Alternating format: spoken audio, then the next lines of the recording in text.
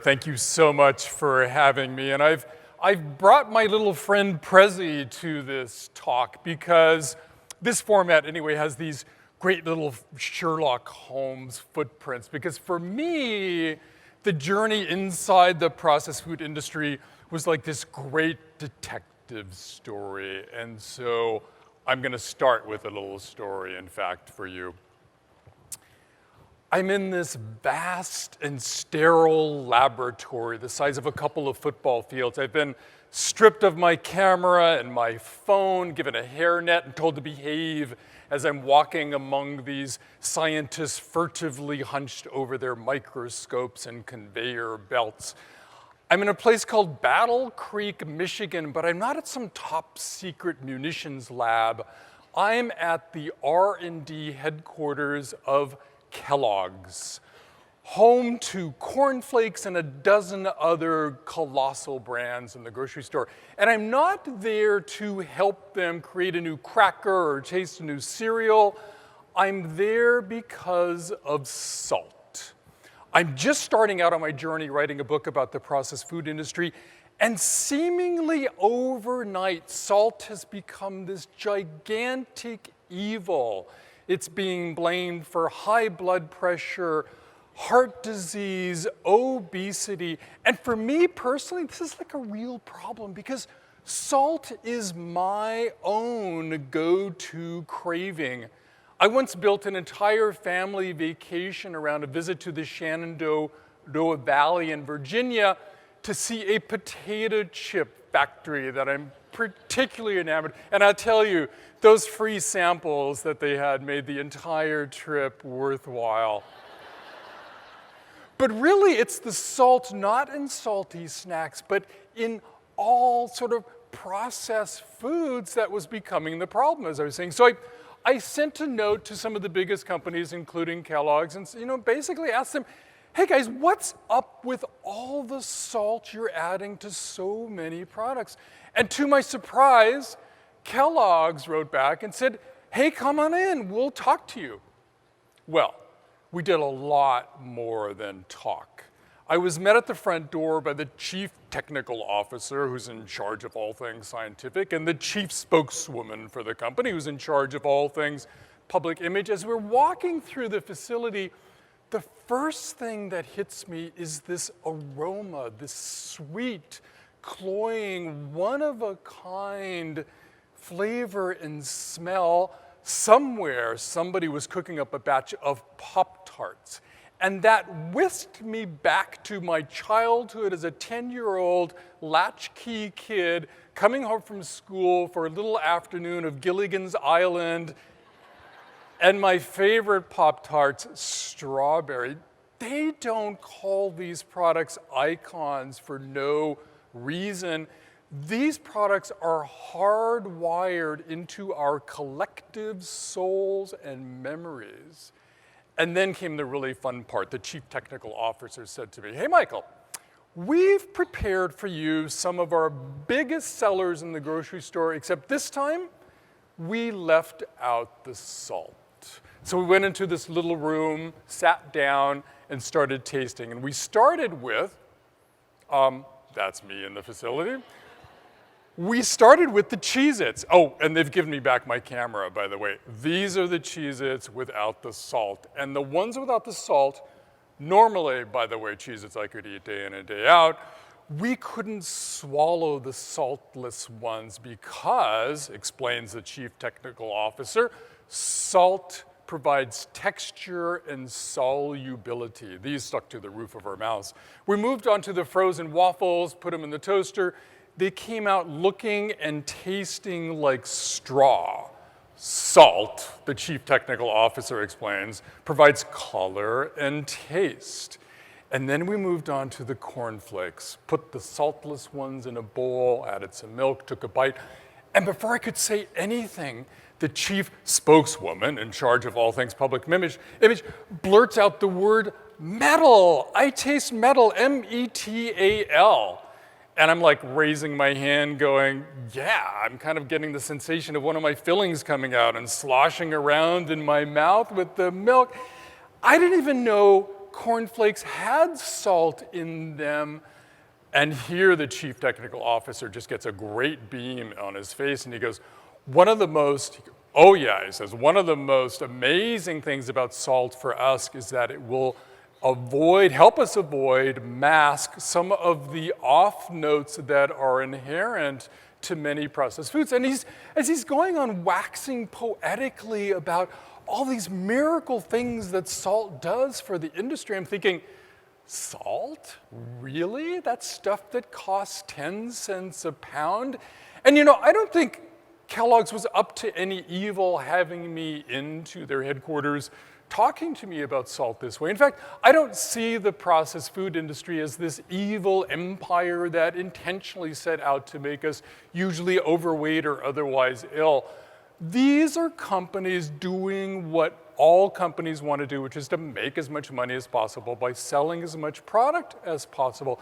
And I think the Kellogg's people were truly bearing their souls to me about how important this rock mineral is to them to make their products low cost, convenient, and utterly tasty. But one of the most biggest feelings I had walking out of the Kellogg's complex was that this was like a nightmare for me because, suddenly I saw this industry as something needing salt so deeply that my heart started to go all mushy. I mean, yeah, they can take a little bit of salt out of their products, but take too much salt out, and suddenly these great, iconic flavors are gonna be gone, poof, vanished. I mean, even Pop-Tarts without salt would be like wine without a corkscrew, or pancakes without syrup, or hey, I was raised a Catholic. It would be like the Holy Trinity without the Holy Ghost. And while I never really quite figured out what exactly the Holy Ghost did, I now knew what salt did for these companies. And it was like I had completely forgotten about the most important thing that salt does for them, which is why they call it the flavor burst. Salt is there to get us to not just like their products, but to want more and more of them. And it's one of the most powerful ingredients that will go right to the pleasure center of your brain and reward you for eating more of that. But I'm thinking now after Kellogg's, yeah, sure, eat more, But all I can think about are all the innocent reasons that they're using salt, the texture and the color and the solubility. And a few weeks later, I'm still depressed when I go to Philadelphia and pay a visit on a research center called the Monell Chemical Senses Center. And they have this wonderful golden statue out front, which shows just the nose and the mouth of the face, because inside it's like this clubhouse of PhDs who are busy studying why it is we love food. And frankly, I'm a little skeptical of the place because much of their funding comes from the very colossal brands of food that I'm looking into. So I go and I ask questions and I'm sort of expecting some very mild answers coming back. But to my surprise, the scientists there have the deepest passion about their work and about food and about health. And one of them especially sort of walks me through sugar and explains to me how kids especially are hardwired for sweet taste. And in her view, the processed food industry is exploiting the biology of children, especially by traipsing around the grocery store, adding sugar to products that didn't used to be sweet before, breads and yogurts and pasta sauces. But salt is different, the head of the center explains to me. And he gets out some photographs actually and shows me, look, here's a baby tasting sweet, nice smile on the face, and here's a baby tasting salt, big scowl. And I tell you, there's nothing like little baby pictures to really drive home that point. And they did a study at the Monell Chemical Senses Center. They took 2 groups of children. One of them were fed in their lives, starting at 6 months of age, typical processed foods, heavy salt. The other were given fresh fruits and vegetables, things that the parents were making themselves without added salt. And sure enough, the group of kids that was raised eating basic grocery store food were much more apt to be licking the salt shaker by the time they were in preschool. And you know, I know that phenomena because I caught my oldest once licking the salt shaker at a pizzeria at about just that age.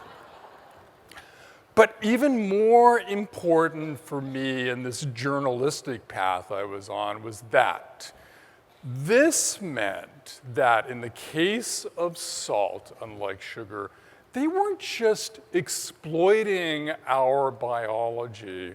They were creating this sense that we needed salt because we actually don't start liking salt until maybe 6 months of age at all. And in this case, they're creating this sense that we love salt and need salt and want more and more of it.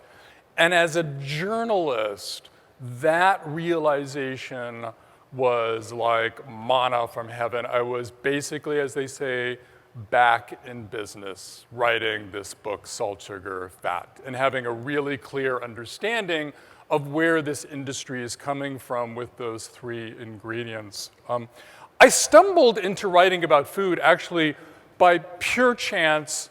I was at the New York Times in 2001 when 9/11 made all of us, turned all of us into security reporters. I eventually went to Iraq and wrote about the war there and the Pentagon's failure to equip soldiers with armor, and then the way that the war was fomenting and empowering jihadis to recruit sort of new members when things just got a little too dicey for me and my editors called me home.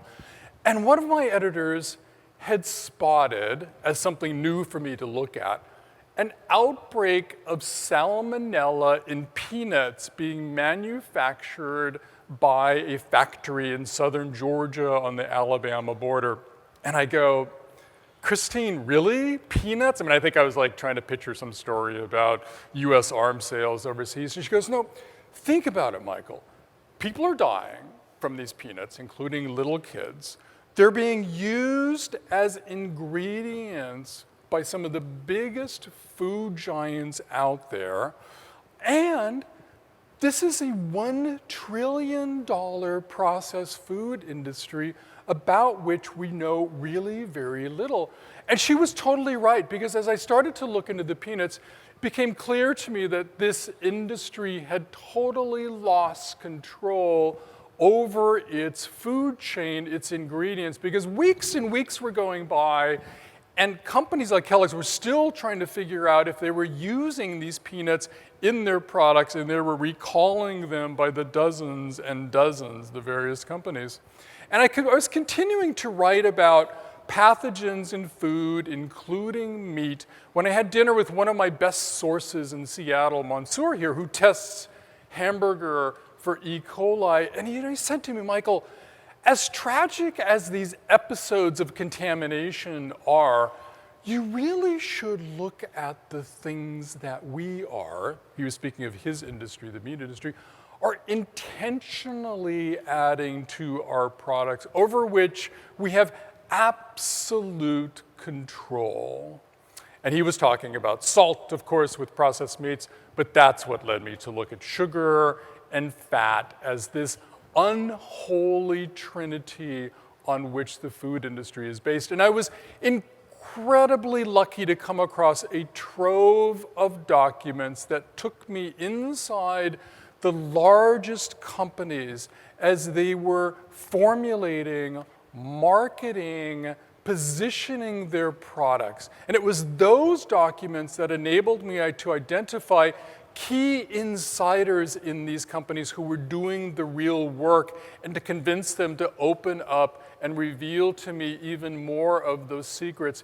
And I have to tell you that the overwhelming sense you get from those documents and from those interviews is that this is an industry that's driving day and night to get us to not just like their products, but to want more and more of them. I was incredibly lucky to spend time, and this is the salt, sugar, fat, of course, that the book is based on. I was incredibly lucky, though, to spend time with scientists who are trying to explain to me how, in some cases, for some people, some of these products can even be compared to alcohol or smoking or even narcotics in their ability to cause what they describe as compulsive patterns of intake. And there is no word that the processed food industry hates more than the A word, addiction. And they will rightfully argue that, hey, look, you can't compare our snack products to heroin because the withdrawal symptoms are different and this and that. But you know, you don't even have to use the A word, because when these company officials are talking to each other, the language that they use to describe their efforts to maximize the allure of their products is every bit as revealing. They talk about maximizing the snackability. They talk about maximizing the craveability. And one of my favorite words they use is more-ishness, as in more. Look, these are not English majors, right? These are bench chemists and marketing people describing their life work.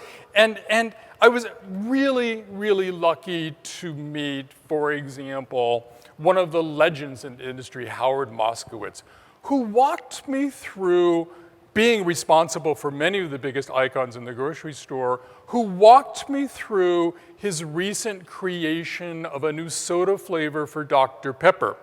And you should know, Howard was trained at high math at Queens College and then experimental psychology before he went to work for the food industry. And so for this brand of flavor, he started with no less than 60 versions of sweetness, each one just slightly different than the next. Subjected those to some 3,000 consumer taste tests around North America, took the data, threw it in his computer, did his high math regression analysis thing, and out came, as it often does, these typical bell-shaped curves, the kind of thing you might see when kids get graded at school. Except that the top of the curve is not the dreaded middle C. It's the perfect amount of sweetness that will send us over the moon. Their products flying off the shelf, not too little, not too much. And it was Howard who coined the term the bliss point to describe that perfect amount of sweetness. And again, it's not that. The industry has perfected, or in Howard's words, engineered bliss points for things like soda and cookies and ice cream, things we know and expect to be sweet. It's that they have marched around the grocery store, adding sugar to products and engineering a bliss point for things that didn't used to be sweet. So that now, when you, and this is especially hard for kids who are hardwired for the sweet taste. So now when you drag their little butts over the produce aisle and try to get them to eat things like broccoli or Brussels sprouts that have some of those other basic tastes that Aristotle wrote about way back when, you're gonna have a much more difficult time. But you know, in some ways I kind of regret calling the book Salt, Sugar, Fat, because there's so much more that goes into the engineering of these products. And I wanted to show you a little clip of a video I did for the Times in describing what goes into perfecting a recent huge hit for the processed food industry.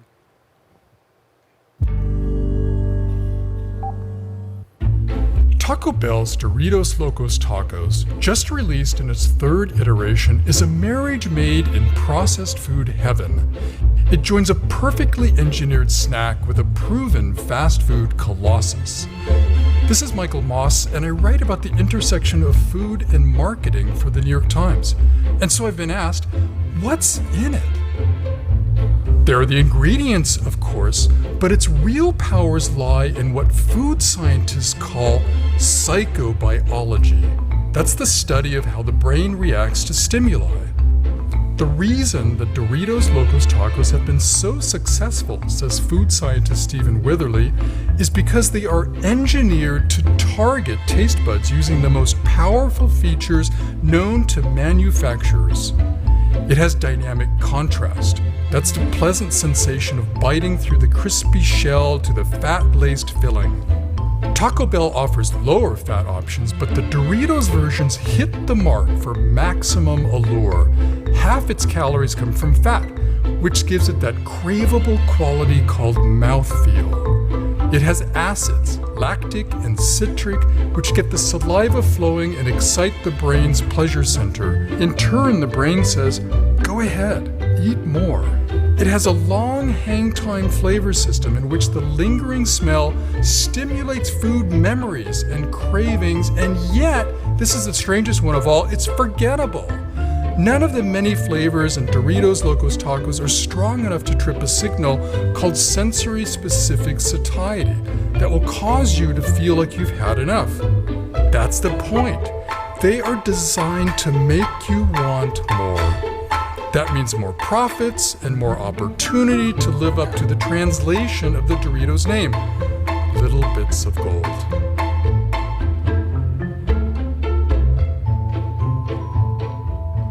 I mentioned that I fell in love with the language that the industry uses when it thinks it's talking to themselves. And one of my other favorite terms is vanishing caloric density. That's the phenomena of putting a puffed cheese snack into your mouth, pressing it with your tongue against the roof of your mouth and having it dissolve. Do you know what happens when you do that? Your brain gets this amazing signal that basically says, hey, the cheese puff dissolved and the calories disappeared. And I might as well just keep eating those cheese puffs because it's not going to cause any problem. And the term they came up with, vanishing caloric density, to describe that miracle property that they use. And it's the other thing, too, that I realized in writing the book, that it's not just salt, sugar, fat, and it's not just their engineering of the physical properties of the products with things like sensory-specific satiety or vanishing caloric density. The power of the marketing in these products is just phenomenal. I apologize for the fuzziness, but this is one of the very first snapshots of that now colossal billion-dollar brand called the Lunchables. I was, again, incredibly lucky to meet and spend time with the inventor of the Lunchables at Oscar Mayer and then Kraft, and he walked me through the process, which was so fascinating I spent a whole chapter on it. But one of the most amazing moments in my research and reporting when I came across the company's former CEO sort of talking to some folks about why the Lunchables was becoming such a huge hit, because even the people at Kraft were like dumbfounded. I mean, here's a little tray of crackers and cheese that morphed into cold pancakes and cold hamburger Lunchables and cold hot dog Lunchables, and maybe one of their biggest ones, the pizza Lunchables, which was just like a little crust and some pasta sauce and a little bit of cheese. But what Kraft came to realize through its scientists was that, as the CEO said, Lunchables was not about food as much as it was about empowerment. Because when kids took those little gift-wrapped packages to school and opened them up, they're the cat's meow of the lunchroom. And that's why Kraft came up with that incredibly powerful slogan directed at kids: all day you got to do what they say, but lunchtime is all yours. For the most powerful marketing, though, of course, I turned to another company. This is Jeffrey Dunn. For 20 years, he was one of the fiercest warriors at this company, Coca-Cola. He rose to become president of Coca-Cola for North America, South America.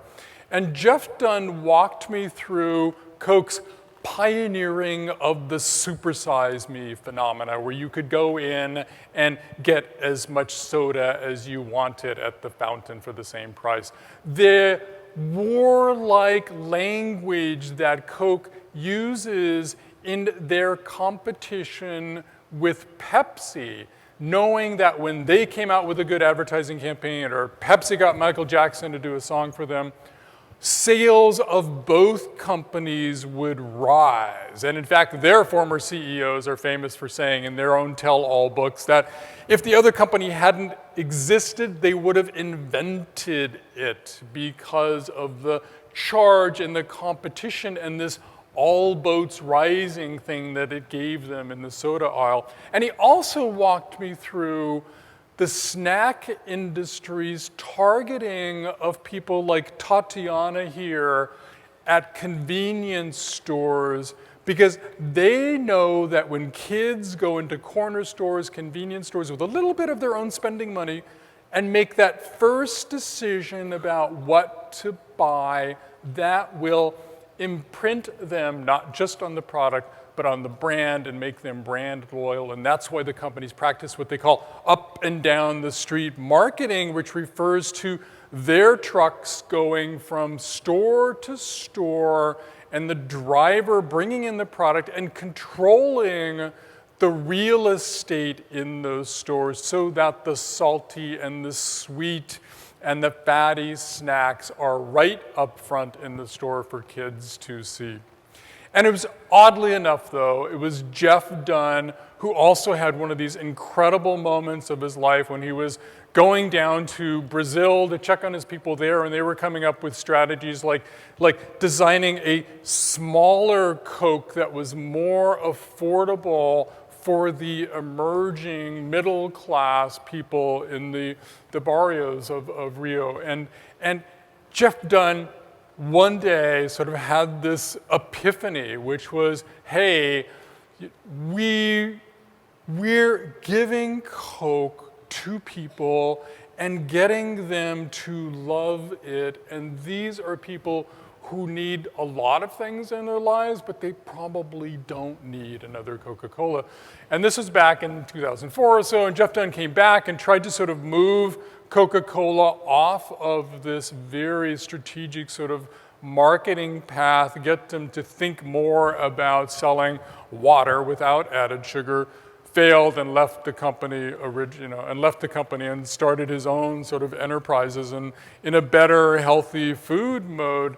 And I mention that because we're sort of at this amazing moment now when the largest food companies are waking up to their own deep dependence on salt, sugar, fat, and figuring it out, as you all know here, that more and more people are caring about what they're putting in their bodies and are responding by acting on those cares with their purchase decisions. One of the biggest surprises I had recently was getting a call from none other than the largest food giant in the world. One of their former technicians describes them, because they're so wealthy and they're making so much money, as a Swiss bank that prints food. And I'm talking about none other than Nestle, of course. This is their fabulous headquarters on Lake Geneva. But they invited, and I was surprised because I had thought I had tortured Nestle as well as I could in the book, because I describe how they have these 350 PhD scientists hard at work trying to understand our relationship to food, but they, in a healthy sort of way too, but they also paid more than $2 billion for what I argued is one of the poster childs for the obesity epidemic, the Hot Pocket brand. But I went to Nestle and I gave them a talk because I wanted to sort of see what those scientists were up to these days. And sure enough, they hugely impressed upon me how hard they were working to get the loads of salt, sugar down in all of their products, including Hot Pockets, and coming up with some fantastic sort of strategies for doing that. And all of the companies are now laboring to sort of get those bad boy ingredients down to level that people can find tolerable or acceptable. But the more I talked to nutritionists after the book came out, the more I realized that while gobs of salt, sugar, fat got us into trouble, the solution to that now is not just dialing back on those huge amounts of salt, sugar, and fat in products. It's thinking about ways to add better ingredients to products. And so when I started to ask Nestle, well, what about adding that stuff to Hot Pockets that almost every nutritionist out there will tell you we all should be eating more of? We should be filling up half of our plate with it. And of course, I was talking about none other than vegetables. And sure enough, I get this blank stare from the Nestle engineers because that's one of the hardest things for them. It's almost child's play getting rid of the salt, sugar, fat, or bringing the levels down.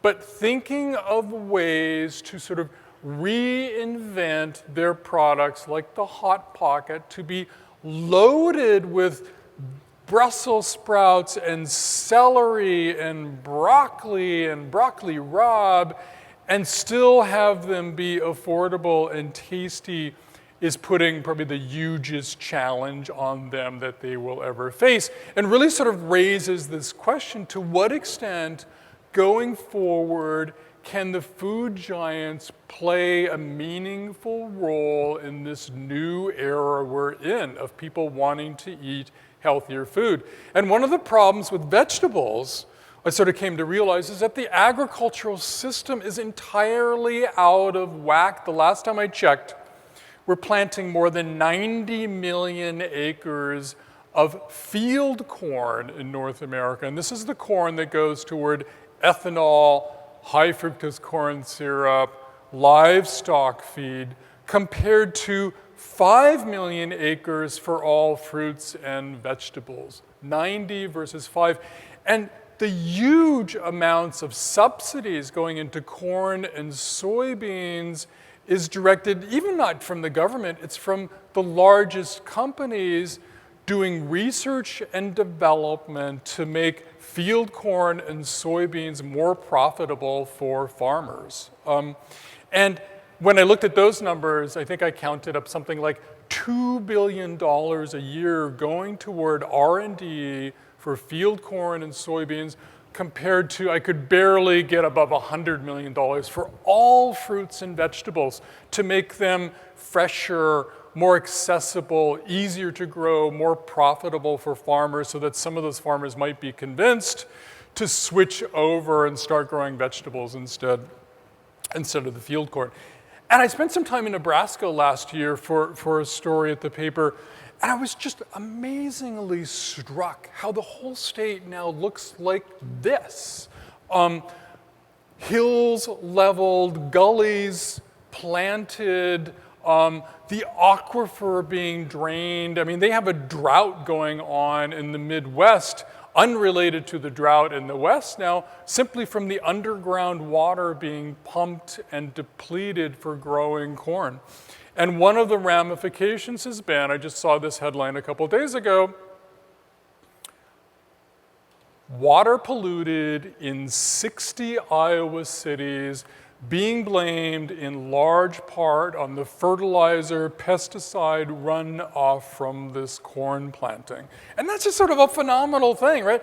Corn being grown to make corn syrup to add to water and sold as soda, which is then in fact ruining the plain drinking water that people are now asking to play a bigger role in their lives. It's a really, really sad thing. And I think that at some point after Nestle, I sort of said to myself, well, okay, ag system's out of whack. how are you really going to get people to crave vegetables the way they crave Skittles? And what would these food giants that I've been writing about do if they suddenly had to start selling plain vegetables to people? And of course, the cynics among us would go, well, they would smother them in cheese sauce or give them a nice, crispy caramel coating. But no, if the ground rule was that they had to sell those vegetables the way they sell Lunchables and the way they sell Cheetos, what would the answer be? And I'm totally convinced they would fall back on their three biggest things. They would make vegetables convenient, low-priced, and as irresistible, craveable as they possibly could. And so the first thing, of course, they would do is they would turn to the ag system and they would go to those farmers and they would go, hey, remember how we convinced you to grow all that field corn for corn syrup? Well, we now want you to start growing apples or spinach or some of these other great things in order to drive the costs down. Because one of the harshest things in the grocery store is that when you go in there well-meaning to do good by yourself or your family, it's going to cost you more to buy healthy stuff in the produce section as opposed to the middle part of the store, where a 2-pound frozen pizza with 3 cheeses and 2 meats that'll feed the whole family can cost as much as a basket of blueberries, especially off-season in the produce section. So I think they would do that. 2, I think they would sort of work on the convenience of vegetables, and there are retailers now sort of experimenting in ways to help prep vegetables, to encourage people to do more cooking in a way that doesn't ruin their health profile either. But I think what the food giants would really do is that they would turn to their geniuses on Madison Avenue and say, hey guys, can you come up with some advertising, some marketing for the produce section, which gets no advertising or marketing, and do something to sort of generate some excitement for stuff that doesn't generate any excitement in the store. And because they weren't doing that, I got this bright idea of saying, well, maybe I can do that. So it took a while, but I actually found an advertising agency to generate for me a campaign to sell not just any vegetable, but a vegetable that I would argue, certainly for somebody of my age, is arguably one of the most difficult vegetables for a lot of people to like, in part because the way their parents used to cook this stuff. And as part of the agreement, by the way, too, is that they had to let me inside their Mad Men and Mad Women world as they were trying to come up with this marketing campaign for vegetables. And so I have a couple of snippets for you from the video that we produced showing how they did this. And here's the first one.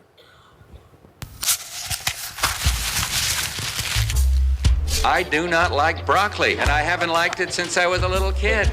And my mother made me eat it. And I'm president of the United States, and I'm not going to eat any more broccoli. Now, in spite of its well-known health benefits, broccoli is not a popular vegetable. It was derided by President George Bush, and it's pretty much ignored by the rest of us. I'm Michael Moss, and I write about the intersection of food and marketing for the New York Times. I'm trying to answer a question.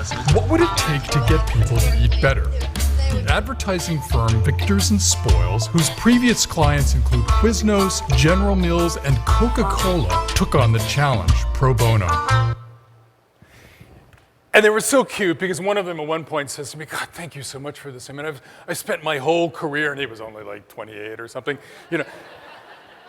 selling stuff to people that kills them. And this feels so good to try to sell something that'll actually make some good in the world and make people healthy.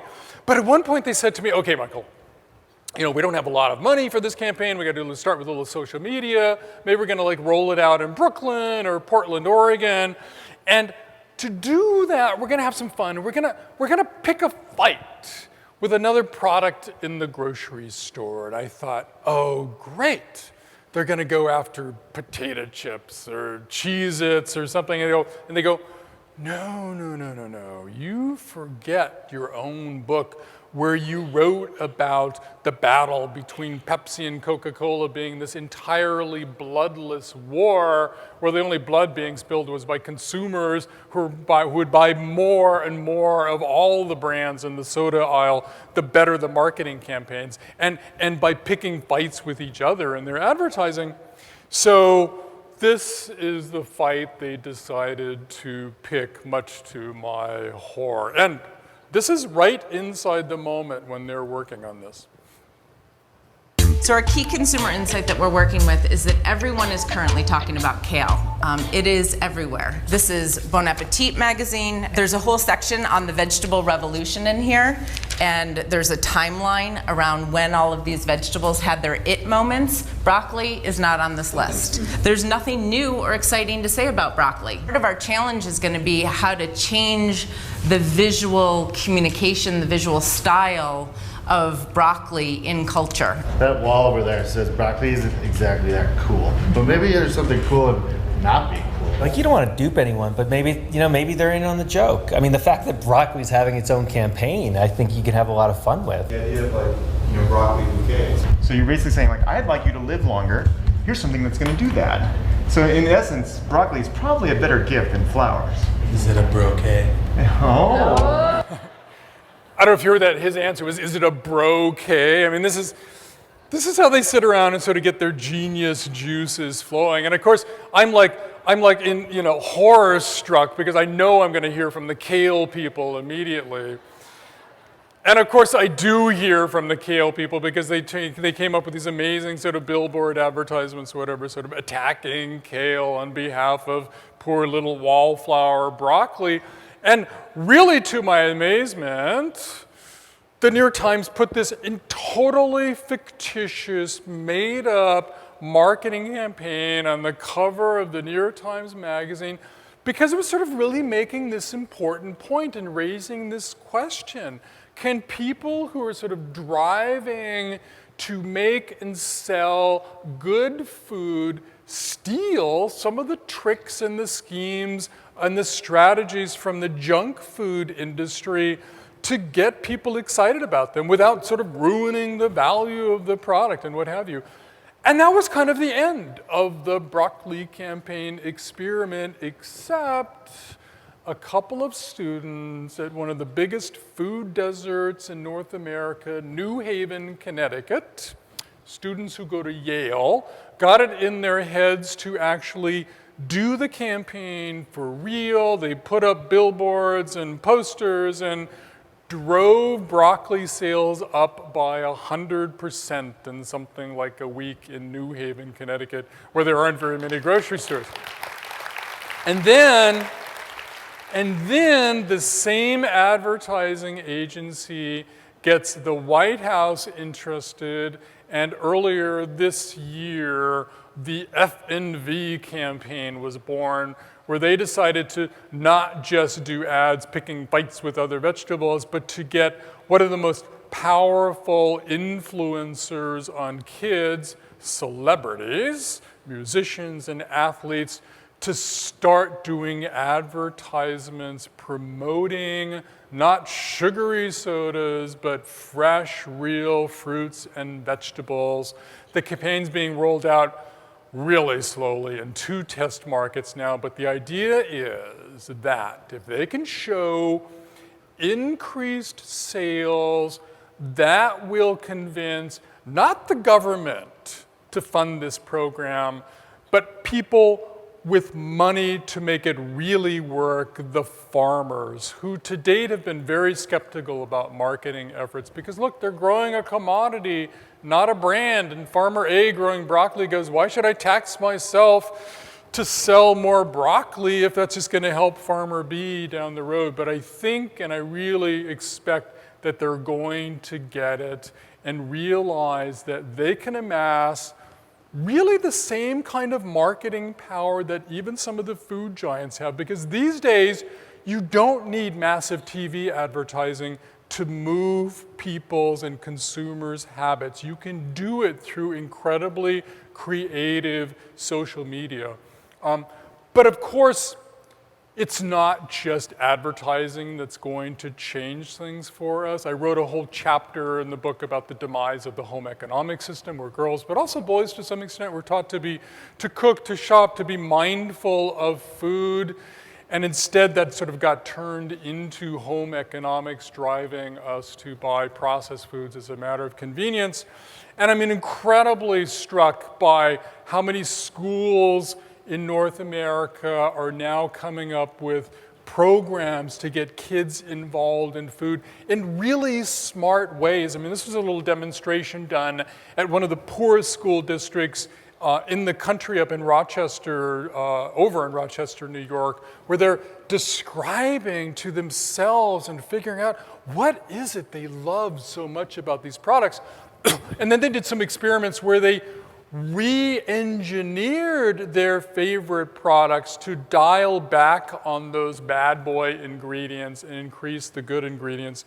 And I think the future of kids is the key to all of us, because as we all know, sort of, changing bad habits is a lot harder than it is creating good habits in kids before the bad ones come along. And lastly, just to leave you with this thought, two thoughts. This is not just a North America issue, right? The book is now translated into 18 languages around the world, which just goes to show you what a huge moment we're in now as American-style processed foods are marching around the world, bringing with them epidemics of obesity and diabetes. This is a moment in Saudi Arabia where I visited early this year to give a talk about the book, and women students were demonstrating hands-on things like just how many vials of oil are in those handfuls of potato chips you're eating and the salt. But the last thought I had was my own sort of family. Everybody always wants to know sort of how my own eating habits have changed in this detective story I've been in. And one of the things that we sort of did, and sort of as a thought in our house, we're not kind of about saying no to kids, don't drink soda, don't do this, more about sort of trying to gain control over processed foods rather than let them control us. And the other day, my wife said to our kids, because our mornings can be incredibly crazy like anybody's, 7 a.m., it's a nightmare, we're all trying to get out of the house.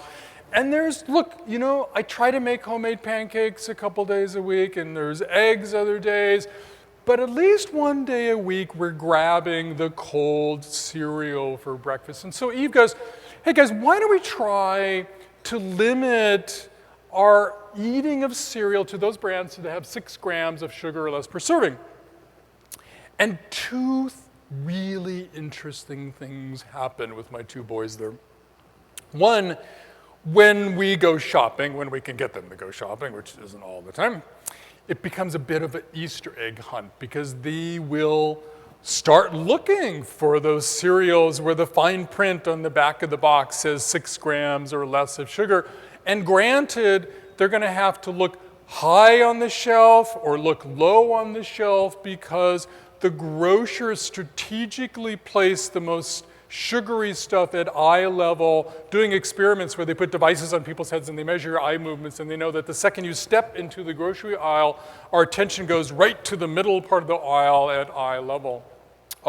And so if you're looking for plain Cheerios or oatmeal, God help you, it's going to be down on the ground, over at the end of the aisle where your attention is least apt to go. But here's the other amazing thing that happened, which is that when they bring home those lower sugar versions of cereals, granted, they'd much rather be eating the full blast sweet Cocoa Puffs, but I actually find that they enjoy the better for you, less sugary cereals than they otherwise would have, having been not preached to about health and nutrition, but just sort of having been engaged in a conversation about the power that the food giants have in affecting and formulating their likes and desires, and the power that they have, even as kids, to sort of push back and make that ultimate decision about what to eat and how much to eat and what to buy. And for me, that's just the thought that I want to leave you with, that if we can turn the kids around, we're going to turn our eating around and our health. And thank you so much for having me.